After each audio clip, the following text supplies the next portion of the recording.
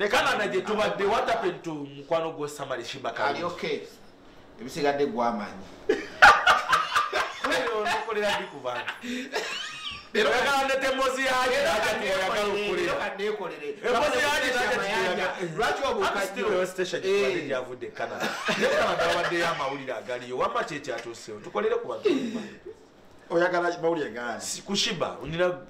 akina performinga ngapi Sheebah agenda performinga ndoza bantu kibadde bamambebuuza nti bwaki yagenda mangu ate concert ekyali concert ekyabuza weeks 3 ate nagenda mangu era bye mundoza ku bizibu bye yasanga naye bizibu bye basanga ku immigration olusi n'abayimbi abalala babisanga Sajja kange bakaita Kamukabya kaina abafeetu saidize muganda wange witu wenaliyo kantwala mpaka ku SB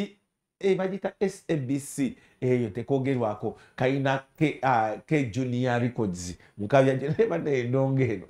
anyway tubabuza ko tubagamba mutebe twatandise nabo eri ne fina zawedde nga tukyali nawo tukujukiza olunaku lwankya endongo eggulawo n'okugalawo omwaka mu mbutu y'embutikizi sabasaba wankulukuku ennyonyi egenda kwetoloza obusozi musanvu bw'ekibuga Kampala wallahi jangu kyali wanga tenasimbula soke twekubye ebifaanani nga tugiriko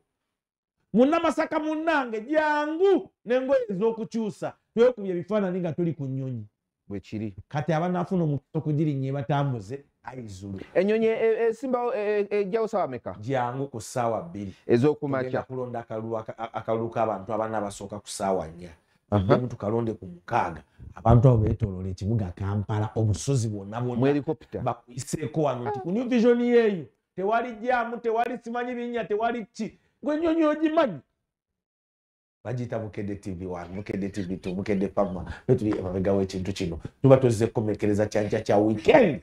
nga tugezako kwasaganya ekintu kino Roni Maka wali Dayasi waliwo tunavaawo tugenda eri wansi mu studio C waba wabyabufuzi olwaleero Soloka Yemba agenda kujja bayinza wenga tetunagendawa Jofule Lutaya yegagamudde wamulayo mu parliament weekend olunaku lwajjo Ronald Lutaya kutema simu ngali mu reboot kuche yakola era ne Bobi Wine gye yabadde jinge yagambye mwana batugamba nga tuli badongo Lutaya obukamu buyalaze ti yayogera oluzungu walulabye naye nze kinayagadde ku Lutaya kyabadde kimu oluzungu yalukozeseza mu ssaawa entuufu ku topiki entuufu tajajamya luzungu lwe yalugyeyo ku moment entuufu era munagamba nti abadongo batuswaza mu parliament teboogera bali bakubiri mwana gwa Roni Maka ansa dyoziraba naye bugande gwakubiri ebyaddala yaleeta olusunga luliko n'obumansuka bwe luti naye olwo lwali strong kati yali akola intro nti bannange naawe amuwerokamu emyaka giri 3 kwena gye bakatufuga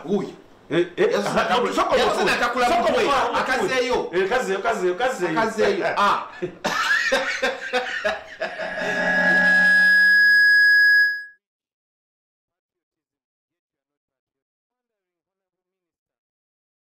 People preach patriotism, yet you are not patriotic. You pretend like serving good food, yet you know very well that you have poison in that food. Yes. You know the curse you are creating for your family. You know what coffee means to most of our families. Yes. Why are you serving one person instead of the whole country?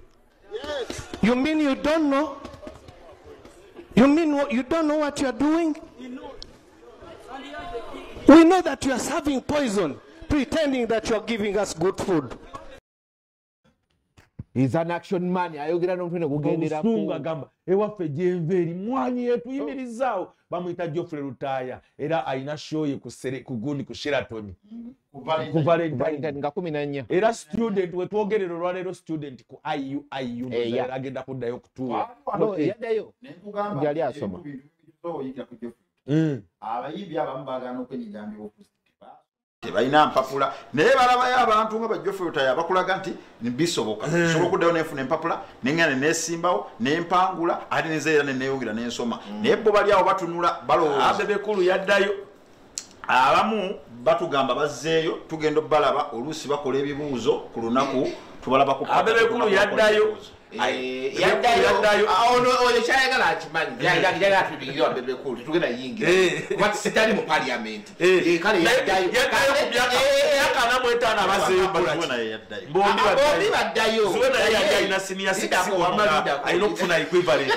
yaddayo kitofu bombi baddayo waliwo Omulani yali ayina senior 6 Zuena yagina era Zuena yagina bambadde manyi bonna batta Zuena yagina ono yaddayo nakola equivalent ebekulu yatatula senior 6 yaddayo nafuna equivalent naye ate kusoma entry labayo mwabagala osoma obukulu tubajjukiza bassebo ne bannyabo mulina tutegeeza kusoma kwammwe kubanga mugenda maliriza bulungi tutandika okubukwamu ebikulitinga nga tukugamba naye ku lunaku lwa gipi twakolaba ku mukolo gwa gundi waliridda watuula mulina otubanga mutu updatinga kusoma olaba ekinyuma ku Geoffrey Lutaya ye buli omu amanyi era waliwo ne subject ezimu abantu emakindi zemwogera nti eyo subject ya Lutaya gye yafunamu muzita mutya mu history mweyafuna omwenda naye ngaera yabituula anti yabituula naye ate yaliwo bye yagwa naye bisigadde maathi amanyobala anti kati atozibala then n'ekirala n'omulala gwe bagaana okuddamu okweyita kansu yo omusajja wamwe Seruga Seruga ali ku first year first semester akuba amakoti ku papazi bwida ogeze wala ku papazi ne machide ku good court abeerawo ndi yeita kansu ko abeerawo kansu Seruga yatuusaamu omanye twina we tusinkana naye saluni mwensali envire naye mwaseka kati amanyi okujja essaawa eno buli wajja abana amawulire nga gatadde wano bwati olimba Seruga lwaki kano aba yetegeka avaako nene akateeka wano bwati najja nvuga Seruga yakyuka ddi mutima ye yaddayo kamilioni yamufunira basale gye bali bawadde wizo ku kamilioni gye bamutikirira wizo bali bamuwadde yaki wizo ati kabwe batikira kamilioni ku university kamilioni gye yasomera ne bagamba ne muganda wo muleete ne muganda wo muleete muganda we yagamba tabisobola amawulira muganda we ki wizo gwe bagamba bali bakoze ensobi era kati basale ni replacement ne bajiwamu mutima ne mutima naye ali mukuddayo mutima teyagenda ku kyeyo mutima wali ali mukusoma abantu bangi ali mukusoma bayinayo olaba gweleka nkubulire 226 abadongo bagenda kweyongera mu politics abadongo secretary bali mukusoma okubira ddala ku Bajjo Ninalozi Bajjo abadde yasoma yeyongerako bweyongera ate Bajjo yagala Nakawa abadde yasoma empapula abadde azine zimukkiriza okwesimbawo abadde azirina esawa yo Bajjo yasoma tomula ate yali mugezi lwakwa bwe yakula oba yabaaki naye yali mugezi nnyo mu kibiina nze musajja wange Bajjo bagambye ayagala Nakawa ayagala Nakawa naye ate Bajjo kye nategeddeko nasemba okwogera naye yali andaga jasiba yali akangamu naye ayinza okuba tagenda kwesimbawo neddayo okusoma yaddayo okusoma kyemanya ayika yeetegekera gavumenti eri eddako bamwoye ku bifo ebinene yeguddeko ko ne balamu ne maama gwe omulabye oluzungu yayogedde naye Bajjo olumu ebintu bino bwe tubeera eno mu byaffe yaksiri naye atali eno mugezi ajja eno just naactinga nayagala afaanana abantu babiri afaanane ba Abtex awokolesewo wekka yonna tuli mu kusoma kw'abadongo naye buli mudongo agezaako kubanga atereza ebitabo tukwagaliza bisima byereere naye oyo omusajja waffe tumwagaliza omanyi Bajjo ekirungi kyalina bwakwatamu talya yekka lwakuba ennaku zino abadde atanusira ebintu by'okuddukanga ne ssente n'atatusuulirayo naye luli kemabegako luli abeera nnyo mu kibiina yazitegedde vali eriwa abamutuula wano mu saidi bangi Bajjo oba otulaba bikomye tuwe ku ssente Station is back. Station yakomyewo. Era bamutimye n'omutimba ku Christmas. Ne meeting zituula. Ayina show ennene ku Serena. Ne meeting zituula omukulu oyo Lawrence manager we meeting yazituuza sinkana ba stakeholders sinkana abantu bonna basobola okubako kye bamugattako okulaba ngaddamu okuyimirira okulaba ngaddamu. Can the industry give us a second chance? Industry temugobangako ye yagiviira. Industry temugobanga ko yagiviira abayimbi bagenda mu ngeri bbiri waliwo abamu industry beekoowa ne bagobanga ne baddamu okuyimba tebagala mmanya waliwo n'abagamba nti nze ngenze mu byange birala oba n'agenda mu business ze oba sente ne zimutwala oba obufumbo ne bumutwala kati waliwo abayimbi abagenda bwe batwala Stacy ya industry teyamugoba kubanga ebintu byonna byonna Stacy ya byayiseemu ojja kwesanga ng'abawagizi be talina nnyo bye yabakola wabula bibadde personal bibaddenga n'abantu baali nabo mu ndongo bufumbo bwebiki naye ate still wogamba nti no industry teyamugoba yagigoba sesha manja wagendedde musical abadde takyasoundinga ngali nnyo mu acting kati right now kyali mukola yagala kudda mu ndongo oli kyakubuuza can the industry give her a second chance even ne mwagendedde emyaka ebiri kwenda ndongo ngali byakuzanya era nga yatuuka yatandika kufuuka ekyongenda kukkanya nawe ekyongenda kukkanya ne Simon nawe dasi ngenda kukkanya naawe naye nange nja babuuza nti wadde weyagendera endongo yali esse nga takyali active mu music bayimbi ba generation ye bameka abaali bakyali active ojja kwetegereza nga kumpi bonna ababandi era baali bakoze eki banafuye buli mwaka atuwa anti ge mazima ke kugamba nti Misa kyabadde active ng'olaba bambi yagezaako naye era naye okuyisawo ennyimba atoba nti asobola ofulumya ennyimba ne tugamba nti mu myaka 5 egisimbyeyo nnyimba meka z'omanyi eza Misa kyennyini ono ki kyamwali kyali kimuganya otoba nanti ono ye yali endi carriers endaza yatandise okugezaako eyo business Carrier jegamba kati nga active yali atandise okuzannya emizannyo nga firimu azizanya nga ina ne busikiti obuzannya daire ku TV kati muganya okudda n'ataddamu ebyo n'akakomewo mu kati kyeganti wolaba wali akaseera wama weyaviiramu mu music yali atandise okugezaako ku bintu ebirala nga n'olaba katujjukira Bobi Wine ebiseera we yali atandise okuba nga akendezeza endongo tugenda okwetegereza mu musajja yali busy mu business yali busy mu kwetegekera politics otegera kyegamba so abayimbi bano tulina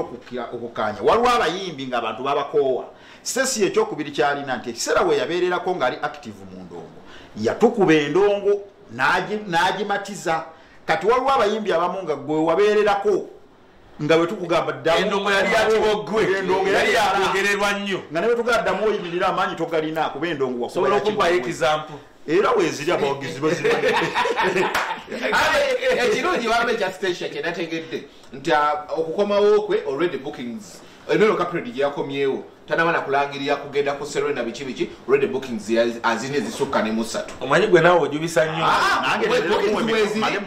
ebyaddala bookings weziringa sikulimba kati ngubulya nange madetero muwe emikolo naye kati biseera birabadde takyaleerawo nga taliiwo naye nga tanagenda madde muwe emikolo era kati we yakomyewo agenda kuyimba wa leero n'enkya ne weekend alina emikolo gyagendamu bookings azirina kyokakibadde kimu okuŋŋamba ati nno we yagendera endongo yali waggulu endongo esimbe agenda kuba malabayo nze kyesuubira bwe baba tebalwanye nnyo agenda kuba nga mayinja yadda ne tumupika n'akola ekivulu kye n'addayo tugendagenda mukummulamuko bw'ategereze ne bateekamu effort kisobola okuba bwekitindako tugendagenda mukummulamuko tugenda komawo n'ensonga endala nyingi kati ninnyo kya weekend wetuli tuba mu kweyagala bweyagazi Ronnie Mark Dias wetuli tubabuzaako abagagga baffe mwenna aba weekend timugamba mutya mwebale gyonna gye mutuusaako engalo abe South Africa badde tight muna leka tumale embuutu watuwa update ye South Africa otumira omusajja gwe tuyingidde naye wano yani atubira mukabya kati omuyiyemu amazzi okusooka ogambye Edwin teyampereza message awo nangamba ha Simo samulaba naye samulaba abademu n'ebizibu yangambye alina stress ne Edwin ali Malawi sawazi yakutaba na bagenze Malawi ate yansindikidde ebintu alina ebintu byali mu kuzimba binyirira naye bageze Malawi mu competition ndoza za amasomero abaana yabasitudde yageze bashonga omanyi oyo musajja waffe ate byaddala biri bye twali twogera mu musajja alina sente ebyaddala azirina azigaba nalidoza government so Edwin lutaya tukutumidde wallahi nziwe nalidoza omusajja alina sente ate omuntu olabanga essomero ye eriri ku Entebbe Road oli alina mu nsi etali yaffe eryaddala ate ng'akyazimba mukwano gwo SN Powers video audios yataku musajja wa SN Powers namugambye naye kakati ebintu bya kamiri bino tugenda kukola tutya ngamba gwe kyo ino manya stress enzita abaana abo bantaddeko stress naye alabika ebintu ebyo bimu yabyogera nga tamanyi nti bana bamurecordinga wate maniko SN ne Chameleone tebaawukana ebiku yasibu kwagala ka Chameleone naye lwakuba yagambye tebamuwabula ku Chameleone wakuba ziri audio zafulumye naye tebamuwabula kamiliyo ate ndozo olumu yali asikamu eriyo ng'ayagala kulaba nange byenadde simanyi ne SN omugaggako naye bamukubamu kumpi ekyo nadde sikimanyi kuba SN sente zalina nti bamutwalako n'afumba ekyo nali naye mu kufumba okwo alayika byasirira na pa nze nali nkimanyi nti agenda n'afumba ewa Kamiri naye ate ekiri ekyempi kyo nali sikimanyiiko era ntiampisiza bubi nnyo omugagga wange ne bamukuba empi SN ne Canada gye tubadde what happened to mukwano gwe Samari Sheebah ali okay ebisigadde gwamanyi okolera ndi ku bantu Pero kaganda temozi yaje yakalo kulira kandekolere emozi yaje lwaki obukajjo station kwali yavude Canada Canada wadde ya mawulira agaliyo wama cheche atusewo tukolere ku bantu oyagala mawulire gani ku Sheebah unira akina performinga ngapi Sheebah agenda performinga ndoza bantu kibadde bamambebuuza nti lwaki yagenda mangu ate concert ekyali concert ekyabuza weeks 3 ate n'agenda mangu era byemundoza ku ebizibu bye yasanga naye ebizibu bye basanga ku immigration olusi n'abayimbi abalala babisanga walona natwalako n'omuyimbi owange Chosen Becky ne bakumuzza ne bamuzza bibaawo byonna babibaawo naye yamala n'akola ki ambassador wa Uganda Canada n'amuyimbi lwali lubuto language barrier and Chosen tetwali visa ya njawulo ne promoter yali ku South Africa yali language barrier bonna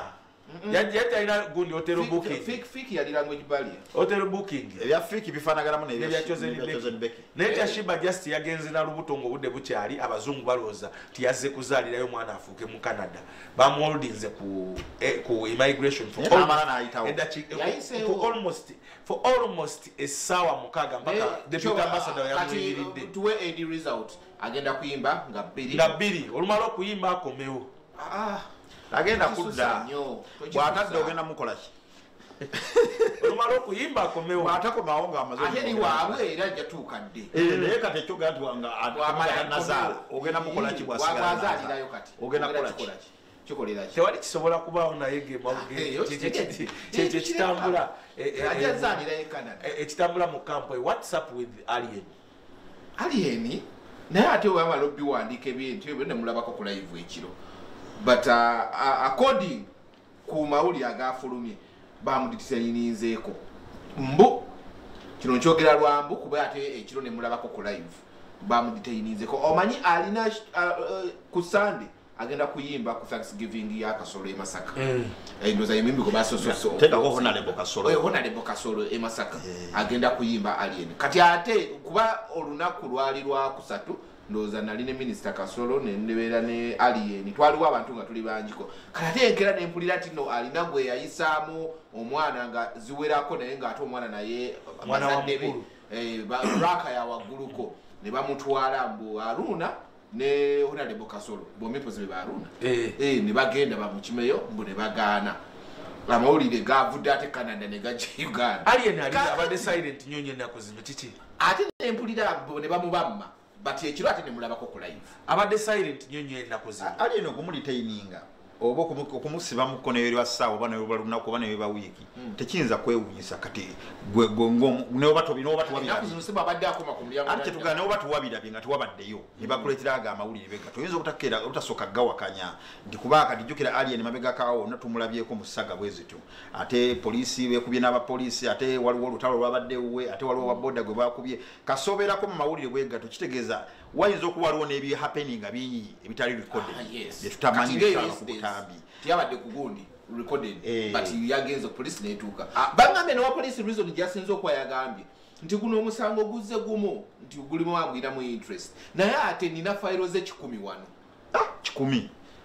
nga nyingi ezo omuntu kamone wega twegafulumye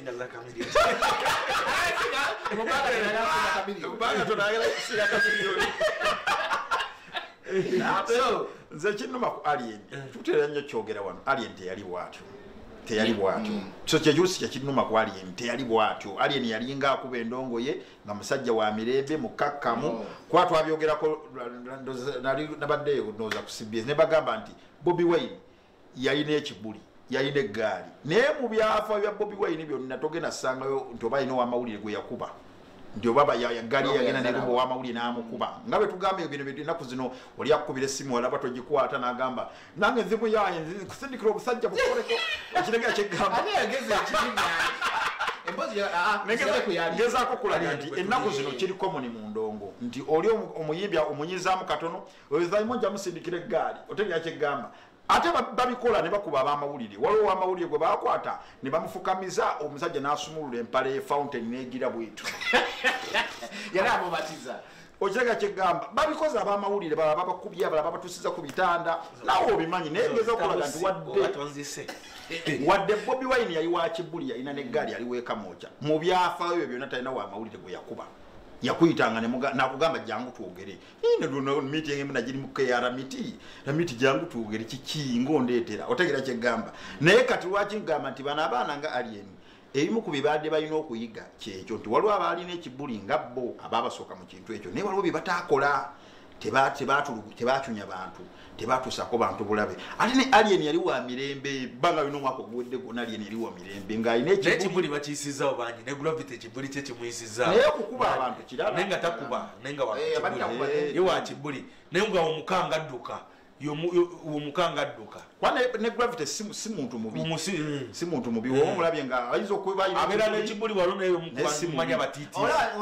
olaba ne bebe okuleka okuwaaba kuno naye n'esi mukubi kyabebe twakyogerako ne wiki ye mukuwaaba akwata kisooka era afuna D1 naye siri muntu agenda osanga muna mawulire wabweso nakuwaabira era talina gwayinza kukuba bebe era bwagezaako era bwe yagezangako bamukubanga talina waliwo kati alien yalinamu ku bukonde asobola unity y'abayimbi mu kuziika mama wa gravity the unity ne solidarity gye baalaze ekisooka ndowooza abasinga badde bamanyi nti kamiri yali yeetwala nnyo ne gravity emabegakaawo gwanga mujje n'ebirala naye kamiri omu ku baasoose okujja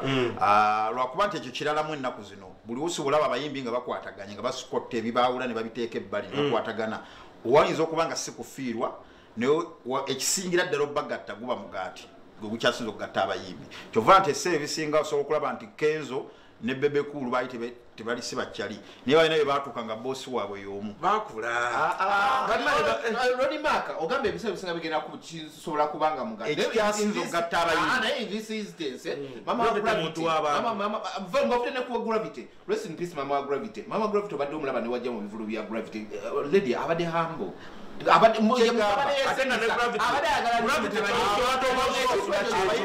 kuziikirako gravity tebazze kuziika bwa mama gravity bazze kuziika gravity kituufu naye n'omubadde omanyi ku face mukufiirwa bya mutabani we naye oyina ekifaananyi era naye ng'amukulembeza nnyo kyembadde mbagamba kye kino mu kufiirwa mu bantu ba bulijjo okufiirwa kwe kugatta abantu nambaga pate na kufiirwa naye ate mu bayimbi bwe tukola emirundi gye bazze beegatta mu bintu ebimu n'olaba nti obutakkaanya bwa Simo n'oli babutadde ebbali bazze bibadde nga mugaati nti n'oba oli tomwagala essimu evuga nga boosi wammwe y'omu kati ebyobufuzi bino biraba bibadde bigatta abayimbi abateeyagala kuba bakizuula nti bagenda okukizuula nga boosi waabwe y'omu yamuyise omu obugaati beesangayo ku mmeeza nga ate bayombagana eno mu music kati alina kyakkola otegera kyegamba naye kyebadde gamba nti kyekiro ekisooka nti kati gravity yafuna n'emikwano emipya eri bwe yayingira mu politics alina be yasangayo gye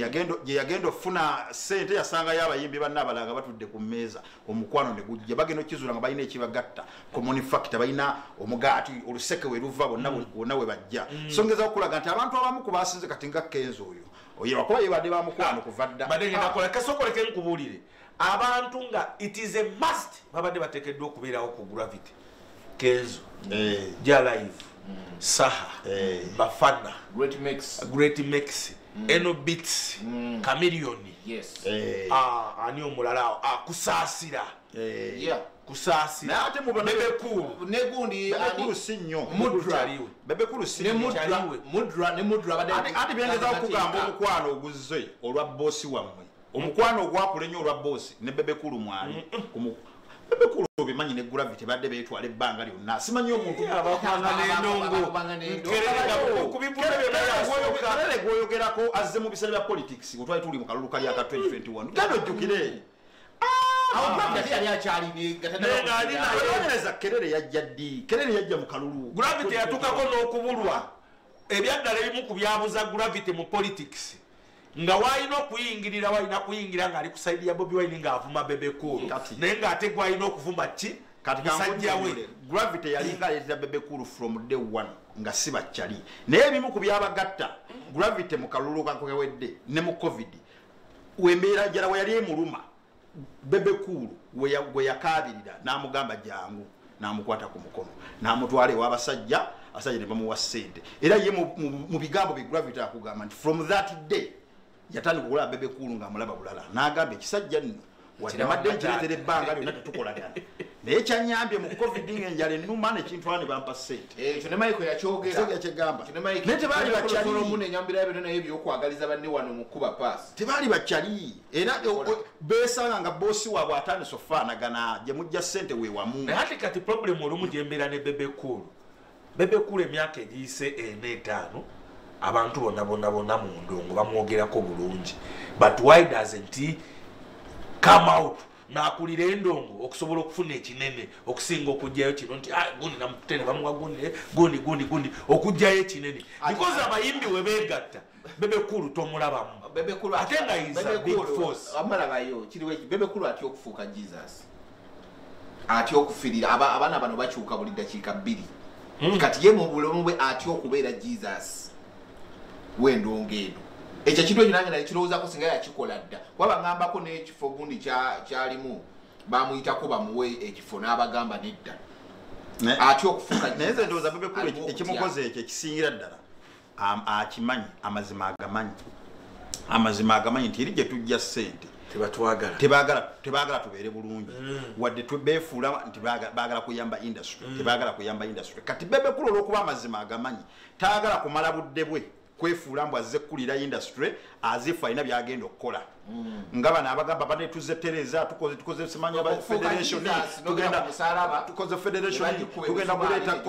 copyright tugenda kukola biki kati Bebe Cool abaabimanyi nti mulimu kwemoola amazima agamanyi kyovola agamba saagala kugenda mu kamera ndagamba tuze mukulembeze w'abayimbi mbasuubiza ebintu byemmanyi bulungi tebigenda kukola kubanga eri gye tujja ssente bagaba handouts n'okuyamba industry byanjawulo bagamba jangu tukukanse Gravity kwata ssente gundi kwata ssente kitegeeza nti balinga bakukansa ngola tiimu y'omupiira bwekansa abazanyi ne bazza ku saidi yaabo ti jangu olwane entwalo zaffe jangu ozanyire ku saidi yaffe nesso si kuyamba industry kate Bebe Cool bw'avaawo ne yeesimbawo nga bw'ogambye kitegeeza aba yeetisse omugugu gwa industry yonna nga naffe tumutunulidde okulaba nga industry egenda maaso bwe bitwaba yeetagenda bulungi tumugamba Bebe Cool gwe mukulembeze waffe lwaki tetulina copyright lwaki ebivulu biriwe biti lwaki abaana baavu lwaki nga kumbe ekituufu akimanyi nti ekimugana okubeera mu bukulembeze bw'abayimbi tebaagala tubeere bulungi mu music bo baagala lindako nga tukyali mukuzika kwa Gravity settlement Gravity gye yakola ku gundi kuziika nagamba by the time mama we yaviirawo yali amusabye $5,000,000 nga ne $5,000,000 taziraba n'amugamba olaba ebintu byatambudde bubi ebivulu byansala $5,000,000 sizinawo kati gumiikiriza mama yagala kwongera mu business abantu abamu statement baagirabye bulala ne bagaana $5,000,000 nga tukusuubira nti mama yandikusaba $5,000,000 n'omugamba akwata 10 ensi yonna bwesobwe ffenna abantu abali mu limelight we batusuubira osobola okugenda nze nina abayimbi be twali tutwala ebweru ennaku zino waliwo gundi ezakyuka nga abayimbi abasinga tebalina back account nga tebalina nga omugamba statement teriiwo and it is this year nga tebalina ng'omusaba leta tebeetaaga ssente ku ki naye nga teriiwo abantu abasinga balabisa maaso ate for Gravity's case kyali understandable era yakugamba yenyininyini nti shot ezatambula bulungi kakati ekyo $5,000,000 muganda wange osobola n'okuyita omuntu gwe bayita omugagga nti oyo muganda wange musobozi wa kabi n'omuyita 5 muga Katonda mugulu nga teziriiwo naddala ku bayimbi nga badde yakava mu kivulu nga kitambudde bulungi so $5,000,000 ne principal n'ateekayo obubaka obukola ky'obukubagiza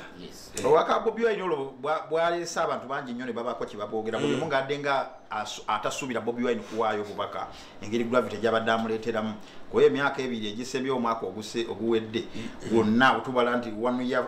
ye muyimbi asinzo muletera ye muyimbi asinzo muletera Bobi Wine nti Bobi Wine je myaka gye batusemba Bobi ekimu ku bye basinga okwetaaga especially from fellow artists respect kuba abagikoleredde nti Gravity abadde addressinga Bobi Wine mu ngeri ey'okutamuwa kitiibwa wadde nti Bobi Wine ng'omuntu asobola okunyiiga nti agamba ebintu Gravity byakoze Bobi Wine mukola naye kati jegeza kulaga nti ne Kenzo oluusi waba addressinga Bobi Wine ati samulekeramu katiibwa naye Gravity engeri gy'abadde aleetera Bobi Wine muganda wange naye ng'omanyi omugaati gye guvanga lwaki sikuleetera nawe abanyiiga principle taba mukulembeza abanyiigira Gravity eri jajja omugaati si yasoose nze nabayi kyogamba nti tosobola kumunyiigira nti ani Gravity okera kumanyira okuleetera Gravity Gravity okera kumanyira okuleetera Bobi Wine loza wali wayisewo emyezi ebiri nga beekubisiza ekifaananyi nga ayise Bobi Wine yayina buzibu even right now tayina buzibu bonna eri Gravity ne Gravity bwotula wansikinly n'omubuuza recently interview yakola tayina buzibu bonna ku Bobi Wine so nze salawo buzibu bonna Bobi Wine kukola ki kungubagira kaani tebera ngavudde ku bino byetulimu nti no oli ayina jajja omugaati ayina okuleeta simanyi ebintu byeyongere there's no beef gye baalinawo oba obutakkaanya bonna okubifinga kwa Gravity yali capital alinabayo kiri kyekugamba Bobi Wine asobola okitegeera ekintu kye bayita respect kirala respect omuntu aba ayagala ogianinga at any time aba ayagala ogifeeling at any time ngezaako okulaga nti Bebe Cool abadde nga aleetera Bobi Wine Chameleone Eddie Kenzo naye bonna ojja kwetegereza nti balina bwe badde batatuuka Gravity bwe yatuuka n'ayisa nawo Gravity yaleeta nnyo ng'ate jjukira Gravity y'omu ku bantu abalina respect na Bobi Wine because ye muto Bebe Cool yeetera Bobi Wine oyinza ogaba bano bakulu n'abakulu Chameleone bano bakulu n'abakulu naye Gravity yaleeta buli muntu ng'agamba ono omuyaye story ki okitegeera naye ate Bobi Wine gwe tubadde tugoberera ebbanga bw'atyo bw'abadde nga ye ebintu abiteeka ku mutima nga ne bwoba omunyizizza bwoba olimbuzibwa ajja kuva ku biseera by'aba Chameleone omulaba ku Chameleone wafiirwa ajja olaba Bebe Cool bamukubya amasasi mu ddwaliro yasookayo tateeka bintu ku mutima ate kyasanyusiza nnyo nti ne statement gye yakola ng'akyalina ebibiri bye ebyekiyaali it's the same statement yagi practicing right now nti newe tuba tulina beef ennene etya kasita kibaamu mbaga nakufiirwa I always show up Chancha cha weekend olunaku lwenkya tuli mu mbutimbuti sabasaba ewankolukuku kusiringa omutwalo gumu gwokka JJ events amaze okuwanga buli kimu akiwanika okuviira ddala olunaku olwekuno yaliko JJ yaliko ayina kasawuni kawoomu JJ yaliko abalala balagawa JJ tukutumiddeko nayayokya Donnasa bangambye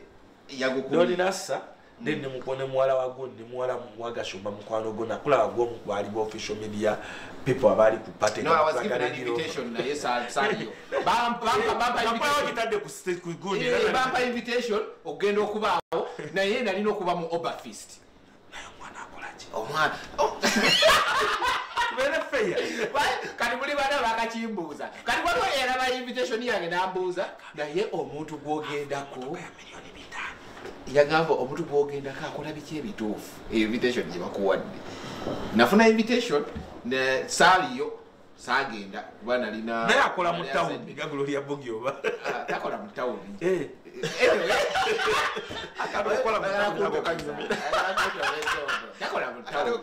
wakati mugundi list ya Donnasa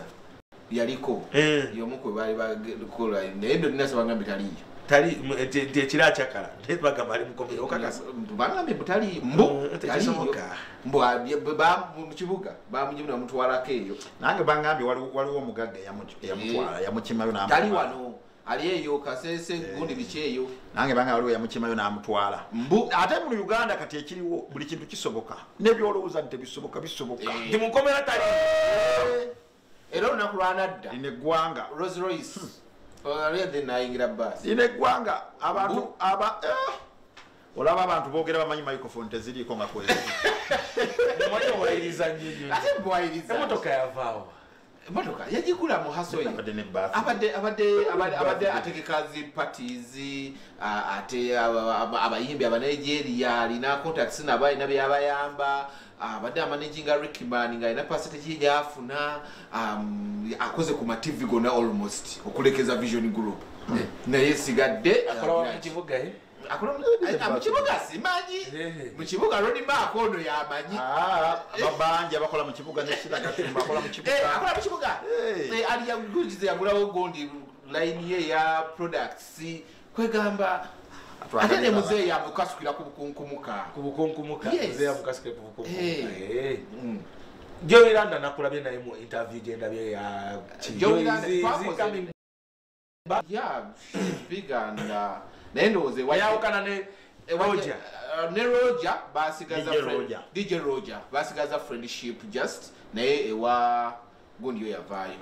ewa Jeff totally they cut ties erinya Jeff yakomye omundo nga tenga badalinge yajiwumula nalabye bamutane ne ku status nga bakuboli kizibu kudda bozi inaddira mu ntalo era mu ntalo mwegiri wanga Joe nenda akakatini Joe Iranda okuvewa Jeff bangambe yafunye mu akasajja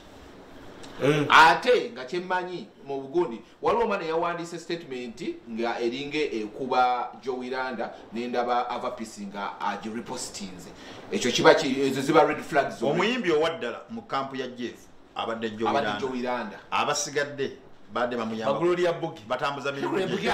abasigadde bakola mu Gloria Bugi abasigadde bakola mu kibuga oyo muyimbi owaddala abadde wa obangambye Jeff tasobola kudda pozi nga gye Jeff mpologoma kadde takyasobola ndongo takyasobola gemazima tuwe tuli takyagisobola ebyadala twagaliza abaana amazaali gatuze mu byallo eno tugenda genda eriwe wakayemba sololo lero gwe manyi gyali kayemba sololo agenda asajja kakubye eshojjo okugundi ku front page walukaga tumukulisa bakikyusiza ne bamuwa ekinene yataddewo doomu abantu ne bagiyitamu ne baddade lwasa yabaddeyo nga alina abakazi basa endongolo ewalukaga agisobola naye kye nali simwagaddeeko kugitambuliza ku mboozi simanyi dna simanyi kiti naye stood for almost ekikuyisaawo kyogera awo ababiri awo bade balangira nambwayo waliwo yabadde atudde oluyimba era walukaga yabisooseemu namba yabadde mbozi tegenda kukolebwa nga nali siriwo n'olyoka obyogera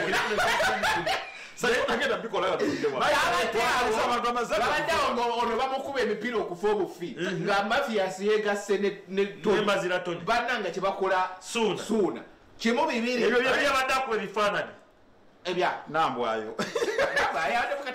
ebyo ebijja omuwanguza omusango mu maaso nno nga bamutunuddeko bebatukola bajja muwangula omusango olwebyo bintu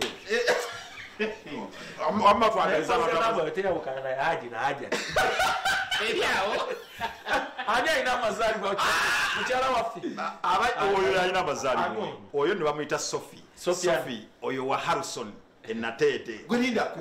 okimanyi tino mumonko totandika bintu ebyo oyo okuva mu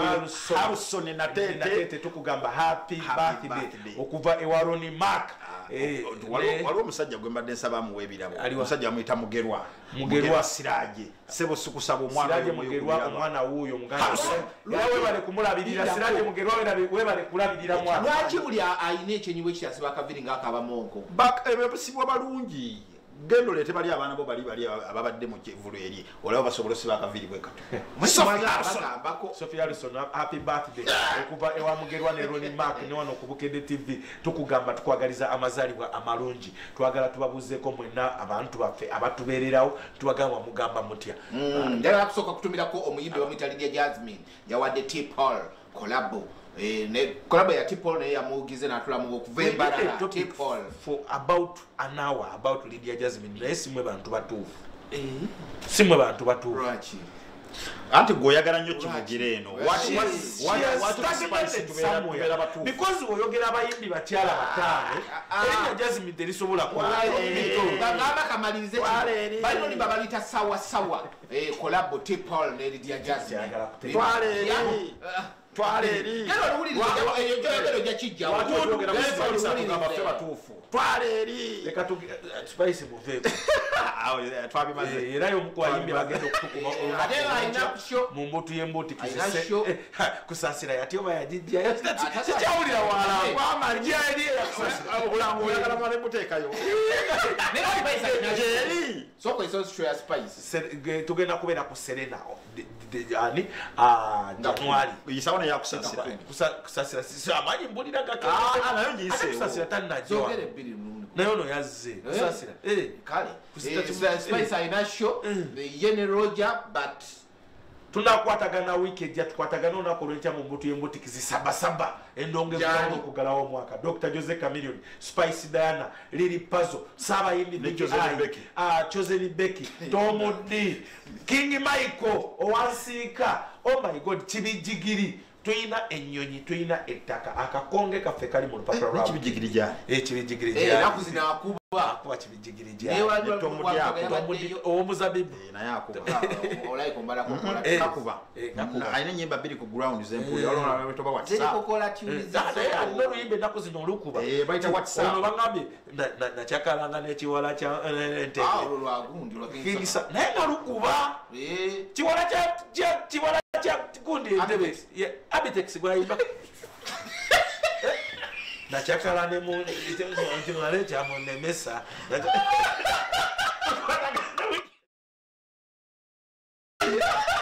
soko mbuli Abtex mukwalo gwagende abatuliriza waliwo oluyimba lwa Saha bazeziri ku nnyimba ezikuwa nakyakala agamba mwana ekyamunemesa Abtex abaana yabakebezanga si babe gwe yasigaza yanabuuza bajjo naye Sawa Abtex babasezala wa Saha akakana kaba keetaga kibo ku cricket ovu yanabuuza bajjo ajja bingamba because bangambye it is a true story but the song is stupid otandika bintu ebyo ati wajjo tubalake mikwano sikwala ku mikwano Abtex musajja waffe erisetment ngikoze nga ngimenyewo si yeye ng'anyi Wani yoyagala okutwala adabayo King Saha bali kubeera na ndongo endongo yonnungi bayirayo okuviira ddala endongo yetambula teri musudi ya migaldem kuba kakati wootuuka kugamba ezisinga okukubwa ku ground lwero nakyakalanga ne muwala wa abaana bagikoze mu challenge nga bagamba nti no tata yagambye olimba kati ekyo kakitambuza oluyimba Abtex yagambye olimba tukwatagana weekend ya bagita mukende TV one ekyenja kya weekend tuvaano tugenda wali wangulu kukulaba enteekateeka nga wezitambula from us and their crew we sign up Abtex tukubuuza kwe tugamba ogamba otya omu ku bantu abakabi mu ndongo eno era yeetaagamu ekibumbe era olimo lwafula weruti ekofira yagijjako nasooka girika ku mmeeza Sazala wa Saha